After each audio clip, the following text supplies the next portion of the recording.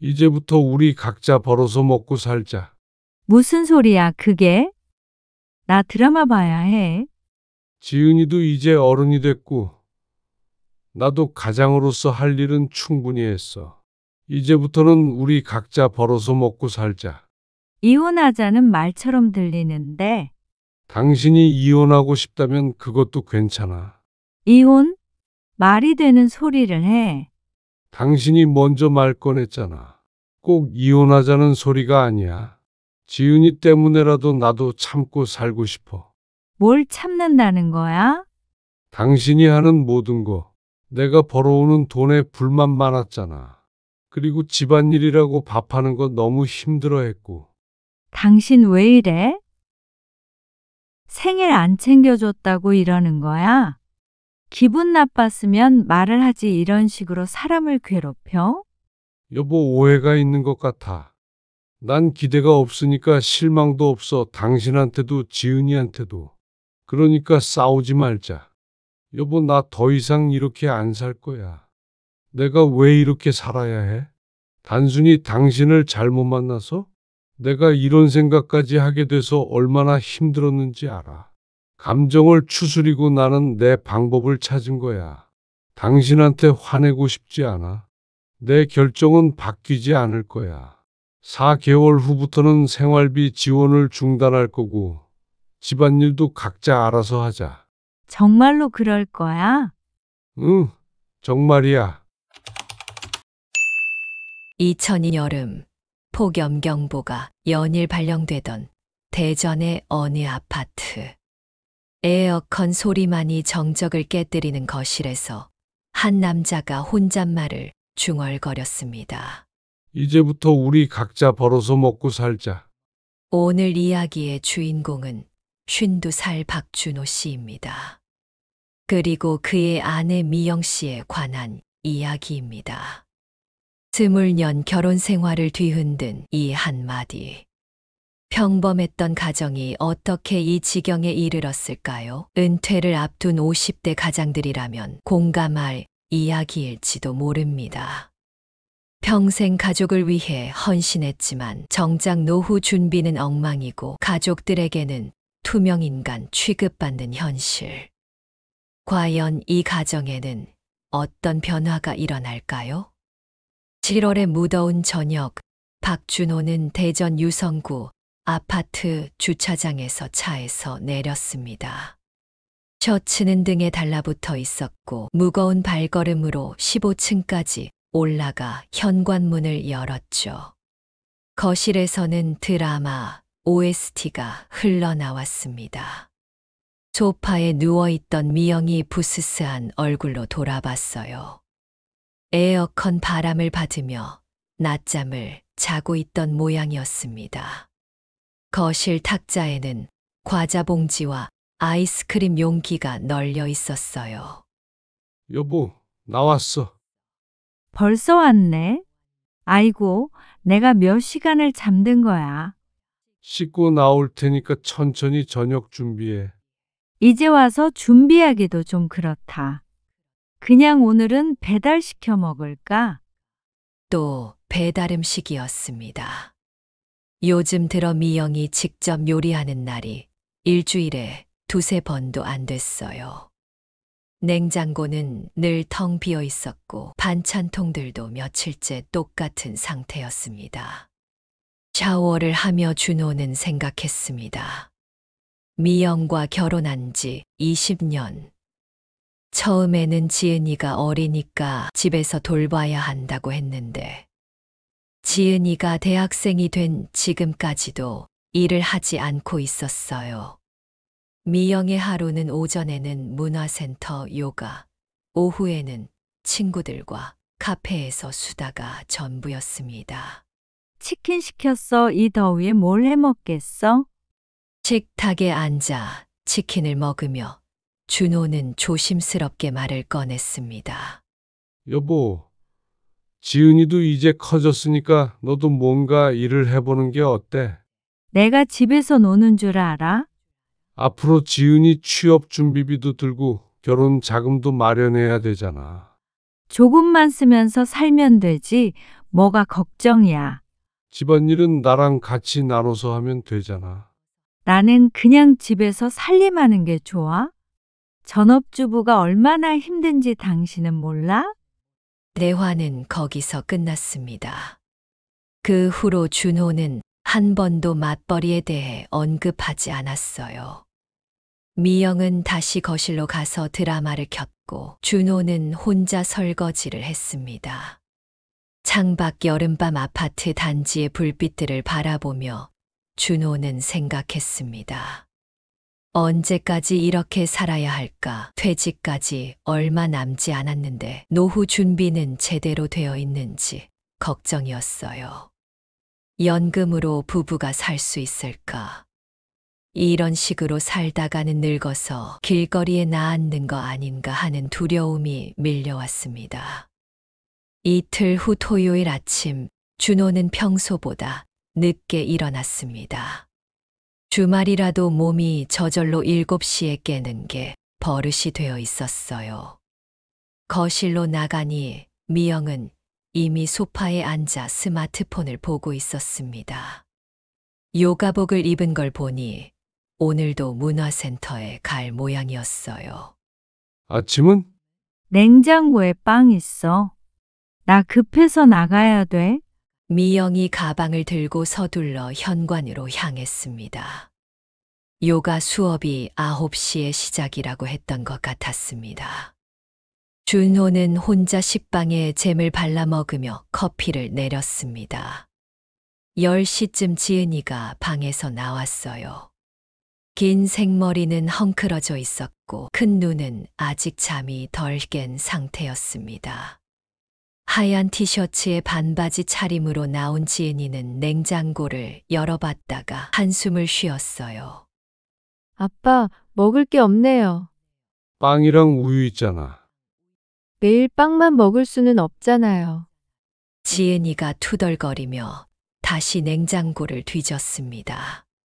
김치와 몇 개의 반찬통, 그리고 오래된 요구르트 몇 개가 전부였어요. 아빠, 노트북 좀 새로 사주세요. 지난달에 새로 산 거 아니야? 그거 너무 느려요. 과제하기 힘들어요. 특히 동영상 편집할 때요. 아빠도 5년 된 노트북 쓰는데. 아빠 거랑 제 거랑 쓰임새가 다르잖아요. 요즘 과제들은 다 멀티미디어잖아요. 결국 준호는 카드를 건넸습니다. 가장으로서 해야 할 일이라고 생각했지만 뭔가 석연치 않은 기분이 들었어요. 고마워요, 아빠. 지은이는 카드를 받자마자 금세 기분이 좋아져서 방으로 들어갔습니다. 하지만 속으로는 억울했습니다. 내가 언제까지 호구 노릇을 해야 하나? 아버지 세대처럼 가장이 모든 걸 책임져야 한다는 무거운 짐이 어깨를 짓눌렀어요. 친구들을 만나면 요즘 애들은 부모 등골 빼먹는다며 하소연하지만 정작 가족 앞에서는 말 한마디 제대로 못하는 자신이 한심했습니다. 오후에 미영이 돌아와서 말했어요. 오늘 뭐 했어? 그냥 집에서 쉬었지. 청소 좀 하고. 고생했네. 나는 오늘 정말 힐링했어. 저녁 때가 되어서야 준호는 다시 말을 꺼냈어요. 미영아, 우리 앞으로 계획을 좀 세워보자. 무슨 계획? 지은이도 곧 졸업하고 나도 몇 년 후면 은퇴인데 경제적으로 좀 더 안정적으로 해야 하지 않을까? 당신 월급으로도 충분히 살고 있잖아. 무슨 걱정이야?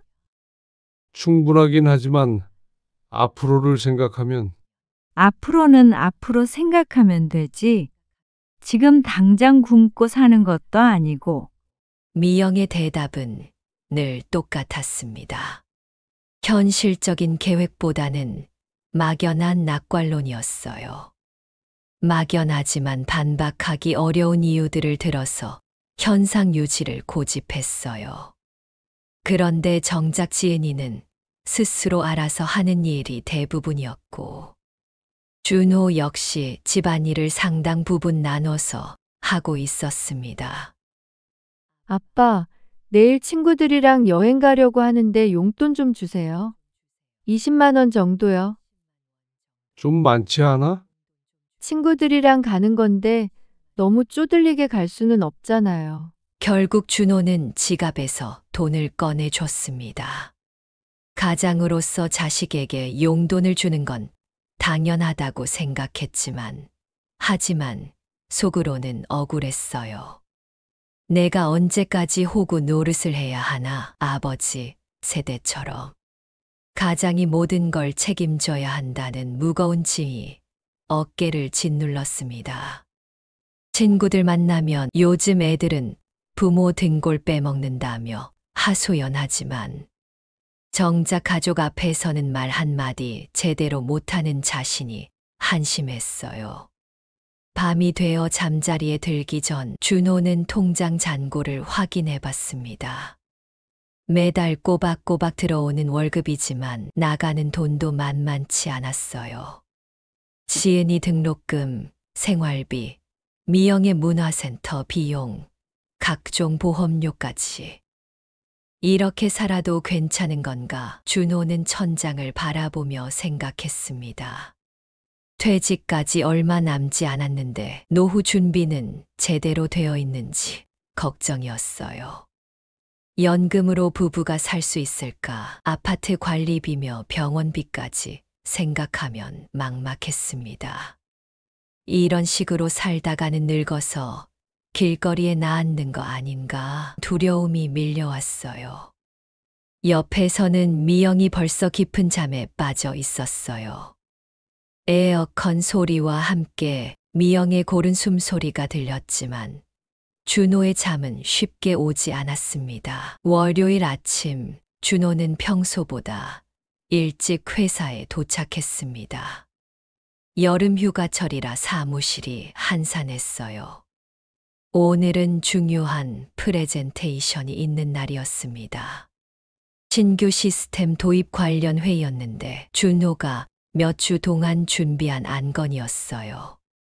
9시 정각 회의실에 모인 사람들 앞에서 준호는 발표를 시작했습니다. 하지만 중간쯤 되었을 때 후배 과장인 김민수가 손을 들었어요. 35살 정도로 보이는 민수는 최근 들어 자주 준호에게 도전적인 태도를 보이곤 했습니다. 팀장님, 잠깐만요. 민수의 목소리에는 뭔가 날카로운 기운이 있었어요. 이 시스템이 정말 우리에게 필요한 건가요? 요즘 트렌드를 좀 더 반영해야 하지 않을까요? 어떤 부분에서 말이죠? AI 연동이나 클라우드 기반 솔루션 같은 것들 말입니다. 팀장님이 제안하신 건 좀 구식인 것 같은데요. 회의실 안이 조용해졌습니다. 다른 동료들이 서로 눈치를 보기 시작했어요. 준호는 당황했지만 침착하게 대답하려고 했습니다. 물론 그런 기술들도 검토했습니다만 우리 회사 규모와 예산을 고려했을 때 예산은 핑계죠. 팀장님이 새로운 기술을 잘 모르시니까 안전한 선택을 하시는 거 아닌가요? 그 순간 준호의 얼굴이 빨갛게 달아올랐습니다. 20여 명이 앉아있는 회의실에서 이런 말을 듣다니. 김 과장님, 그렇게 말하는 건 좀. 사실을 말하는 건데요. 요즘엔 팀장님 같은 분들이 회사 발전을 저해하는 경우가 많다고 들었는데 완전히 선을 넘은 발언이었습니다. 다른 동료들도 깜짝 놀란 표정이었어요. 부장이 급히 개입했습니다. 자, 그만하고 회의 계속 진행하죠. 하지만 이미 분위기는 싸늘해졌습니다. 준호는 남은 발표를 마저 했지만 머릿속이 하얗게 변해 있었어요. 회의가 끝나고 자리로 돌아와서도 가슴이 두근거렸습니다. 오후 내내 준호는 일에 집중할 수 없었습니다. 민수의 말이 계속 머릿속을 맴돌았어요. 퇴근 시간이 되어서야 준호는 무거운 마음으로 집으로 향했습니다. 주차장에서 차를 세우고 한참을 앉아 있었어요. 집에 들어가기가 싫었습니다. 오늘 있었던 일을 털어놓고 싶었지만 미영이 과연 이해해 줄까 하는 생각이 들었거든요. 현관문을 열고 들어가니 거실에서는 예상대로 드라마 소리가 흘러나왔습니다. 미영은 소파에 누워 과자를 먹으며 TV에 몰입해 있었어요. 여보, 나왔어. 어? 벌써 왔네? 잠깐만, 이거 끝나면. 준호는 안방에 들어가 넥타이를 풀고 옷을 갈아입었습니다. 거울에 비친 자신의 모습이 초라해 보였어요.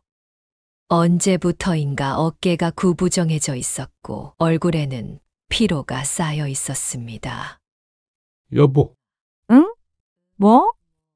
오늘 회사에서 좀 힘든 일이 있었어. 그래? 설마 잘리는 건 아니지? 그건 아니고 후배가 회의에서 나를 공개적으로. 그때 드라마에서 중요한 장면이 나왔나 봅니다. 아, 이 부분 놓치면 안 되는데. 잠깐만, 이것만 보고 들을게.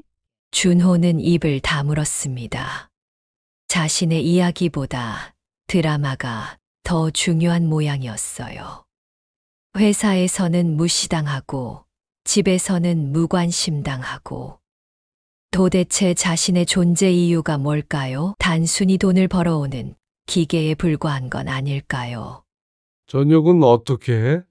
어? 아, 깜빡했다. 치킨 시킬까? 아니면 중국집? 됐어. 내가 라면이라도 끓여 먹을게. 오늘도 저녁을 잊었다며 중국집 배달시켜준다는 미영을 뒤로 하고 라면을 먹으며 준호는 생각했습니다. 여보, 아까 무슨 얘기 하려고 했어? 아, 됐어. 별거 아니야. 그래? 그럼 나 친구들이랑 내일 영화 보러 가기로 했는데 괜찮지? 어차피 말해봤자 진정한 관심을 받을 수 없을 것 같았거든요. 며칠 후 준호의 52번째 생일이 왔습니다. 평소 같으면 미영이 미역국도 준비하고 축하해주곤 했는데 올해는 달랐어요. 생일 아침에도 미영은 아무 말이 없었습니다. 나 오늘 요가 수업 있어서 일찍 나가야 돼. 응, 알았어. 준호는 아무런 축하도 받지 못한 채 회사로 향했습니다. 점심시간에 혼자 생일 점심을 먹었어요. 생일 축하해, 박준호. 오후에 지은이에게서 전화가 왔습니다. 아빠, 지금 어디세요? 회사에 있지. 왜? 아빠, 차 바꿀 생각 없어요? 차를 왜? 아빠 차 너무 오래됐잖아요. 저도 언제까지 지하철만 탈 수는 없고요. 친구들은 다 차 있는데 저만 없어서 창피해요. 차값이 얼마나 드는데. 지금 당장은 어려워. 그럼 아빠 차라도 저 주세요. 아빠는 새로 사시고. 지은아, 차는 나중에 내가 취업하고 나서 내 돈으로 사는 거야. 다른 부모들은 다 사주던데요. 아빠만 너무 고지식해. 딸한테 쓰는 건데 아까우세요? 생일 축하는커녕 차를 사달라는 이야기만 하고 전화를 끊었어요. 준호는 허탈한 기분이 들었습니다. 퇴근길에 작은 케이크를 사서 집에 들어갔습니다. 여보, 나왔어. 어? 뭐 샀어? 케이크. 오늘 내 생일이잖아. 아, 맞다. 깜빡했네. 미안해. 괜찮아. 그냥 우리끼리라도 축하하자. 지은이는 친구들이랑 나갔어. 늦게 들어온다고 했는데. 그래? 그럼 우리 둘이라도. 어? 누구지? 준호가 초에 불을 붙이려는데 미영의 핸드폰이 울렸어요. 미영이 친구와 긴 통화를 시작했고 준호는 혼자 촛불을 바라보며 앉아 있었습니다. 결국 준호는 혼자 촛불을 불었습니다. 무슨 소원을 빌어야 할지도 모르겠었어요. 통화 끝났으면 케이크 먹자. 응, 잠깐만. 이것만 끝내고. 준호는 혼자 케이크를 잘라서 먹기 시작했어요. 달콤한 케이크였지만 입에서는 씁쓸한 맛만 느껴졌습니다. 밤에 지은이가 들어와서야 형식적으로 축하받았습니다. 아빠 다녀왔어요. 아, 오늘 아빠 생일이었네요. 축하드려요. 나 좀 피곤해서 먼저 잘게. 응, 들어가. 준호는 혼자 남은 케이크를 치우며 생각했습니다. 이게 정말 생일을 보내는 방법일까요? 가족들에게는 그저 돈을 벌어다 주는 사람, 필요할 때만 찾는 사람에 불과한 건 아닐까요? 52번째 생일이 이렇게 쓸쓸하게 지나가는 것을 보며 준호는 주먹을 꽉 쥐었어요. 20년 동안 가족을 위해 허리띠 졸라매며 살아왔는데 생일 하나 제대로 챙겨주지 않는 가족이 원망스러웠습니다. 동네 아저씨들이 부인한테 찍소리도 못한다며 놀리던 말이 떠올랐어요. 정말 자신이 그런 남편, 그런 아버지가 된 건 아닐까. 생일이 지나고 며칠 후 준호는 연달아 야근을 하게 되었습니다. 회사에서 긴급 프로젝트가 들어왔는데 김민수가 갑자기 병가를 내면서 모든 업무가 준호에게 떠넘겨진 상황이었어요. 사실 민수가 정말 아픈 건지 아니면 일부러 피하는 건지 의심스러웠지만 어쩔 수 없었습니다. 목요일 밤 11시가 넘어서야 준호는 집에 도착했습니다. 주차장에서 차를 세우고 한참을 앉아 있었어요. 몸도 지쳤지만 마음은 더 지쳐 있었습니다. 회사에서는 점점 설 자리가 줄어들고 집에서는 투명인간 취급을 받는 기분이었거든요. 무거운 발걸음으로 현관문을 열고 들어갔습니다. 거실에는 불이 켜져 있었지만 아무도 없었어요. TV에서는 심야 드라마가 나오고 있었습니다. 미영은 소파에서 잠들어 있었고 얼굴에는 팩을 붙인 채였어요. 여보, 나왔어. 어? 벌써 왔어? 몇 시야? 11시 넘었어. 야근하느라 늦었어. 아이고, 고생했네. 나도 모르게 잠들었나 봐. 저녁은 어떻게 하지? 냉장고에 특별히 있는 게 없네. 라면이라도 끓여 먹을게. 미안해.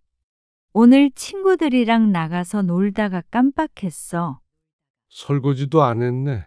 아, 그것도 깜빡했다. 내가 할게. 아니야, 내가 할게. 피곤하면 들어가서 쉬어. 준호는 설거지를 먼저 하고 라면을 끓였습니다. 혼자 식탁에 앉아 라면을 먹는데 갑자기 눈물이 날 것 같았어요. 이게 열심히 일하고 돌아온 자신에게 주는 저녁 식사라니. 다음 날도 야근했고 토요일 아침 미영은 또 나갔습니다. 요가 친구들이랑 브런치 먹기로 했어. 준호는 혼자 토스트를 만들어 먹으며 생각했습니다. 이게 가정다운 가정인가? 저녁 때가 되어도 미영은 저녁 준비를 할 기미가 없었습니다. 저녁은 어떻게 할 거야? 피곤해서 못하겠어.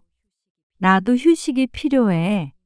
그럼 내가 뭔가 해서 먹을게. 아니면 밖에서 사와. 요즘 너무 더워서 요리하기 싫어. 미영아, 나도 피곤해. 이틀 연속 야근하고 왔는데. 당신만 힘든 줄 알아? 나도 집에서 하루 종일 있으면서 힘들어. 하지만 준호가 보기에는 미영이 하는 일이 그리 많지 않았어요. 청소는 일주일에 한두 번 대충 하는 정도고, 빨래는 세탁기가 다 해주고 지은이는 이미 스스로 알아서 하는 게 대부분이었습니다. 그때 미영이 갑자기 일어나더니 말했어요. 분리수거 좀 해줘. 며칠째 쌓여 있어서 짜증나? 지금? 언제 할 거야? 자꾸 미루면 더 쌓이잖아? 준호는 더 이상 참을 수 없었습니다. 나도 좀 쉬게 해줘. 쉬긴 뭘 쉬어? 남편이면 그 정도는 해야지. 그럼 당신은 뭐야? 아니면 저녁도 안 차려줘도 되는 거야? 그 순간 준호는 폭발할 것 같았습니다. 회사에서의 스트레스, 집에서의 무관심, 그리고 지금 이 상황까지. 모든 게 한꺼번에 터져 나올 것 같았어요.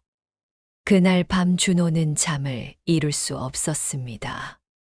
새벽까지 뒤척이다가 겨우 잠들었는데 아침에 일어나니 마음속에서 뭔가 확고한 결정이 서 있었어요. 더 이상 이런 식으로는 안 되겠다는 생각이었습니다. 일요일 오전, 미영이 일어났습니다. 일찍 일어났네. 응? 오늘 뭐 할 거야? 집에서 쉴 거야. 너는? 친구들이랑 쇼핑 가기로 했어. 백화점에 세일한다고 하더라. 오후에 미영이 쇼핑백을 여러 개 들고 돌아왔습니다. 오늘 정말 좋은 거 많이 샀어. 이 옷 어때? 비쌌겠네. 그렇게 비싸지 않았어. 세일해서. 저녁을 먹고 난 후 준호는 미영을 불렀습니다. 미영아, 잠깐 앉아봐. 할 말이 있어. 뭐? 드라마 시간인데. 중요한 이야기야. 미영이 마지못해 식탁으로 왔습니다. 뭔데 그렇게 심각해? 준호는 깊게 숨을 들이쉬었습니다. 20년 결혼 생활에서 가장 중요한 순간이 될 것 같았어요. 이제 우리 관계를 재정의하자. 뭔 소리야, 갑자기? 각자 경제적으로 독립해서 살자. 무슨 말이야, 갑자기? 미영의 목소리에 당황스러움이 묻어났습니다. 지은이도 이제 어른이 됐고, 나도 가장으로서 할 일은 충분히 했어. 이제부터는 우리 각자 벌어서 먹고 살자. 그게 이혼하자는 말처럼 들리는데. 당신이 이혼하고 싶다면 그것도 괜찮아. 미영이 깜짝 놀란 표정을 지었습니다. 이혼? 말이 되는 소리를 해. 당신이 먼저 말 꺼냈잖아. 꼭 이혼하자는 소리가 아니야. 지은이 때문에라도 나도 참고 살고 싶어. 뭘 참는다는 거야? 당신이 하는 모든 거, 내가 벌어오는 돈에 불만 많았잖아. 그리고 집안일이라고 밥하는 거 너무 힘들어했고. 미영이 할 말을 찾지 못하고 있을 때 준호가 계속 말했어요. 그러니까 서로 공평하게 각자 알아서 하자. 당신도 일해서 당신 몫은 당신이 벌어와. 아니, 내가 당장 어디 가서 일을 구해? 알아서 해. 4개월 정도는 시간 줄게. 그동안 일 구해. 4개월? 반년이면 반년이지 4개월은 뭐야? 나 몰래 로또라도 됐니? 그런 거 아니야. 준호는 단호한 목소리로 말했습니다. 당신이 그랬지. 조금 쓰고 살면 된다고. 그러니까 당신 먹고 살 만큼만 벌어. 나도 내가 알아서 벌어서 쓸게. 그럼 이자는? 관리비는? 4개월 동안은 내가 낼게. 그 다음부터는 반반 내자. 카드값도? 당신 쓰는 거는 당신이 내. 그리고 밥도 따로 먹을 거니까 나 주려고 장 볼 필요도 없고. 원래도 없었지만 미영의 얼굴이 창백해졌어요. 그냥 동거인이라고 생각해. 그 말을 들은 미영이 크게 충격을 받은 듯 했습니다. 참, 이혼하자는 말보다 더하다. 사람을 돈 못 번다고 무시하는 거야? 당신만 일하면서 힘들었는 줄 알아? 나도 지은이 키우면서 살림하느라 힘들었어? 내가 가정을 잘 지키고 있으니까 당신이 편하게 일한 거잖아? 그런 내 공로는 생각도 안 하고 이제 와서 돈 벌어 오라는 게 말이 돼? 솔직히 당신은 출근해서 편하게 사무실에 앉아 있다 오면 끝이지. 나는 종일 집에서 청소하고 밥하고 빨래하고 더 힘들어. 그러니까 서로 탓하고 원망하지 않게 각자 알아서 살자는데 그게 왜 싫어? 내가 어떻게 돈을 벌어? 나가서 일하는 게 편하다며. 돈 벌어오는 게 그렇게 편한 건지 당신도 해보던가. 그런 마음도 있어. 당신이 어디까지 할 수 있을지 나도 궁금하네. 당신 왜 이래? 생일 안 챙겨줬다고 이러는 거야? 기분 나빴으면 말을 하지 이런 식으로 사람을 괴롭혀? 여보, 오해가 있는 것 같아. 난 기대가 없으니까 실망도 없어. 당신한테도 지은이한테도. 그러니까 이제 그만하자. 나 이렇게 안 살아. 내가 왜 이렇게 살아야 해? 단순히 널 잘못 만나서? 내가 이런 생각까지 하게 돼서 얼마나 힘들었는지 알아. 감정을 추스리고 나는 내 방법을 찾은 거야. 당신한테 화내고 싶지 않아. 내 결정은 바뀌지 않을 거야. 4개월 후부터는 생활비 지원을 중단할 거고, 집안일도 각자 알아서 하자. 정말로 그럴 거야? 응, 정말이야. 그날 밤 두 사람은 말없이 잠자리에 들었습니다. 준호는 잠들기 전 마지막으로 다짐했어요. 이제 호구는 그만이다. 늙어서 마누라한테 용돈 받아 쓰는 신세 되기 싫으면 미리 길들여놔야 한다. 길들인다는 말이 이상했지만 무슨 뜻인지는 알 것 같았습니다. 늦었지만 지금이라도 바로잡아야 했어요. 다음 날부터 준호는 행동을 바꿨습니다. 자신의 빨래만 따로 하고 아침 식사도 자신 목만 준비했어요. 아침은? 냉장고에 빵 있어. 각자 알아서 먹는 거 아니었어? 어제 말 진짜야? 알면서 소모적인 대화하지 말자. 내 마음 바뀔 일 없어. 첫 주가 지나면서 미영은 현실을 깨달았습니다. 카드 한도가 막혀 있었어요. 여보 카드가 안 돼. 그건 내 명의잖아. 이제 당신 돈으로 써야지. 잔액 남겨놨는데 다 썼나 보네. 다음 달에 또 넣어줄게. 미영이 구직 사이트를 검색해봤지만 현실은 냉혹했어요. 20년 공백기에 특별한 기술도 없는 50세 여성을 원하는 곳은 거의 없었습니다. 둘째 주 면접을 보러 다니기 시작했지만 번번이 떨어졌습니다. 경력이 너무 공백이 크시네요? 나이가 저희가 원하는 연령대와 맞지 않아서요. 컴퓨터 활용 능력은 어느 정도 되시나요? 사회가 녹록지 않아. 당신은 할 수 있을 거야. 좀 알아보고 나가는 게 좋겠어. 20년 동안 집에서만 있으면서 밖에 나가면 다 받아줄 줄 알았어. 미영은 마침내 마트 계산원 일자리를 구했습니다. 시급 9,000원에 하루 8시간, 주 6일 근무였어요.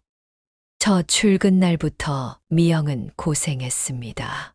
아줌마, 좀 빨리 해주세요. 영수증 안 주세요? 포인트 적립 안 되는데요? 손님들의 핀잔에 미영은 얼굴이 빨갛게 달아올랐어요. 한 달이 지나자 미영의 얼굴은 확연히 달라져 있었습니다. 월급이 100만 원밖에 안 나와? 그래도 번 거잖아. 이걸로 어떻게 살아? 요가비, 화장품비, 옷값까지 내려면 그럼 절약해서 써. 요가는 그만두든지. 요가를 어떻게 그만둬? 그게 내 유일한 낙인데. 돈 없으면 포기해야지. 2달째 미영은 정말로 요가를 그만둬야 했어요. 친구들과의 브런치도 쇼핑도 모두 포기했습니다. 친구들이 왜 요새 안 나오냐고 계속 연락해. 그래? 바쁘다고 했어. 그게 당신 선택이라면 존중해. 창피해서 어떻게 말해? 친구들은 다 여유롭게 사는데 나만 이 모양이야. 머리도 푸석하고 손톱도 깨졌어. 일하는 사람들은 다 그래. 미영은 점점 우울해져 갔어요.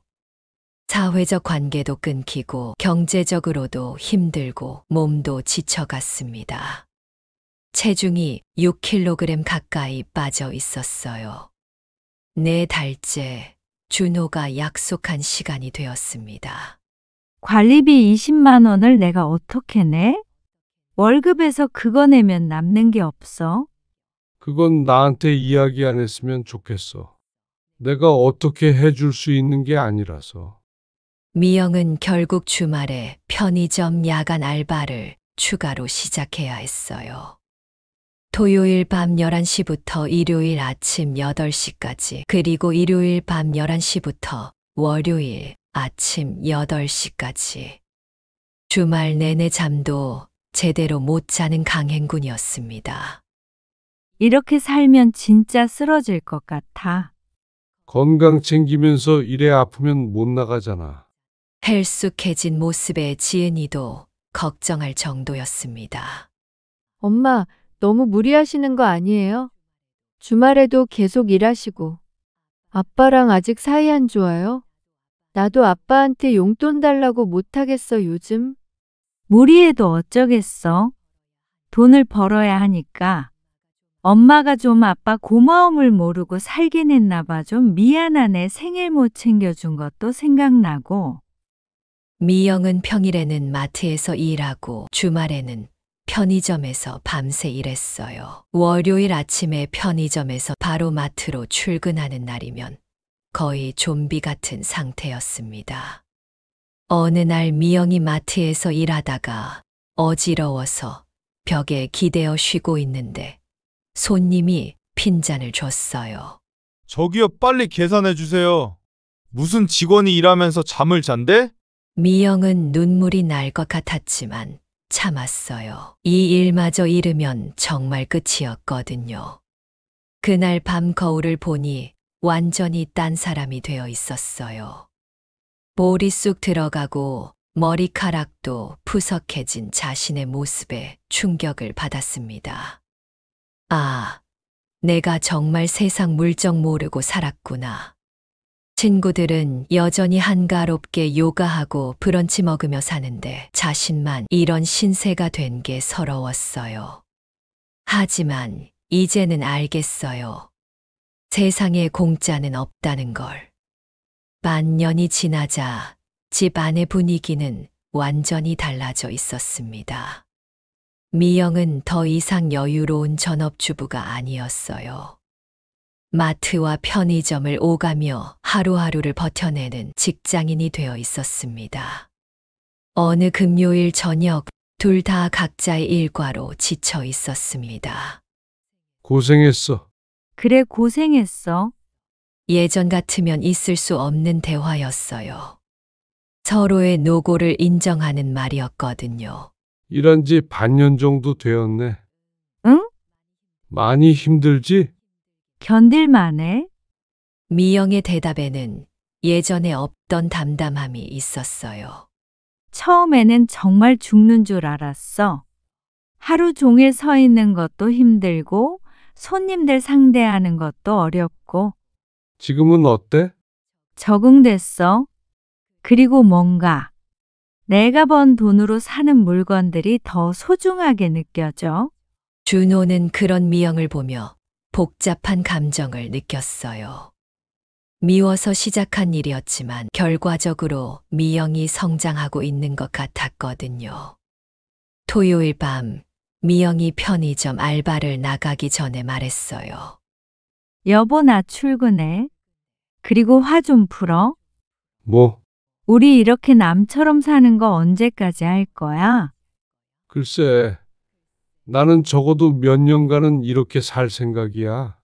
당신이 내가 화가 났다고 표현한 것부터가 내가 왜 이러는지 하나도 모른다는 생각이 드네. 준호의 답변은 단호했어요. 아직 완전히 용서할 마음은 아니었거든요. 그래도 우리 부부잖아. 부부라면 서로 배려해야 하는 거 아니었어? 20년 동안 당신은 뭘 했는데? 미영이 할 말을 찾지 못했어요. 이제는 준호의 말이 틀렸다고 반박할 수 없었거든요. 7달째 미영에게 변화가 일어났습니다. 마트 동료들과 친해지면서 새로운 인간관계가 생겼어요. 언니, 오늘 야근 대신 해줄 수 있어요? 그럼 서로 돕고 살아야지. 일하는 사람들끼리의 끈끈한 동료애를 처음 경험하게 된 거였어요. 어느 날 미영이 집에 와서 말했어요. 오늘 마트에서 손님 한 분이 그러더라고. 내가 친절하고 일 잘한다고. 그래? 처음에는 그냥 들어넘겼는데 나중에 생각해보니까 기분이 좋더라. 예전의 미영이라면 절대 느낄 수 없었던 감정이었어요. 자신의 노동으로 인정받는다는 기쁨 말이에요. 8달째 미영은 마트에서 우수사원으로 인정받았습니다. 시급도 500원 올려드릴게요. 어떠세요? 정말요? 감사합니다. 시급이 올랐어. 그리고 근무 시간도 늘릴 수 있다고 하더라. 좋았겠네. 응, 이제 한 달에 140만 원은 벌 수 있을 것 같아. 9달째 준호도 미영의 변화를 인정하지 않을 수 없었어요. 고생 많아. 괜찮아. 이제 익숙해졌어. 그래도 몸은 챙겨. 너무 무리하지 말고. 여보, 고마워. 뭐가? 이렇게 해줘서. 처음에는 원망스러웠는데 지금 생각해보니까 내가 너무 안일하게 살았던 것 같아. 10달째 두 사람은 완전히 다른 관계가 되어 있었습니다. 우리 이제 진짜 평등한 관계가 된 것 같아. 그런가? 응. 서로 탓하지도 않고 원망하지도 않고. 준호도 인정했어요. 예전처럼 내가 잘한다, 내가 못한다 하며 싸울 일이 없어졌거든요. 1년이 지났을 때 준호는 말했어요. 난 요즘 우리가 마음에 들어. 당신은 어때? 이렇게 사는 것도 나쁘지 않은 것 같아. 나도 그런 생각이 들어. 각자 독립적으로 살면서도 가족으로 함께 있는 거니까. 미영은 이제 완전히 다른 사람이 되어 있었어요. 헬쑥해졌지만 눈에는 활기가 돌았고 말에는 자신감이 있었습니다. 처음에는 당신이 너무 매정하다고 미쳤다고 생각했는데 지금은 감사해. 내가 이렇게 살 수 있다는 걸 몰랐거든. 나도 할 수 있구나 하는 자신감이 생겼어. 그날 밤 준호는 생각했습니다. 이게 바로 진정한 동반자 관계가 아닐까? 서로에게 의존하지 않고 각자의 몫을 해내면서도 함께 살아가는 것. 어쩌면 20년 만에 처음으로 건강한 부부 관계를 찾은 것 같았어요.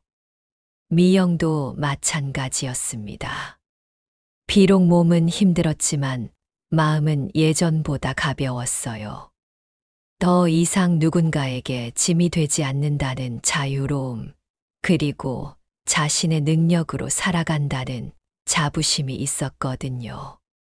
이제는 노후가 두렵지 않았어요. 둘 다 일할 수 있고 각자 연금도 받게 되니까 경제적으로도 훨씬 안정적이었습니다. 늙어서 자식들한테 짐 되지 말자는 게 두 사람의 공통된 목표가 되었어요. 이런 게 진짜 노후 준비 아닐까 생각했습니다. 돈만이 아니라 서로 의지할 수 있는 진짜 동반자가 되는 것 말이에요.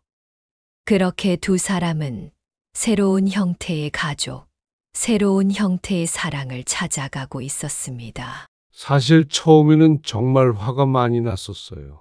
미영이가 아니 아내에게 서운하고 밉고 딸 지은이도 저를 그냥 돈 주는 사람 정도로만 생각하는 것 같아서 정말 서운했거든요. 20년 동안 가족을 위해서 열심히 살았는데 회사에서 힘든 일이 있어도 관심도 없고 정말 외로웠습니다. 누군가는 제가 째째하다고 좀스럽다고 말할 수도 있겠지만 저는 그렇게라도 하지 않으면 그 상황에서 벗어날 수가 없었거든요.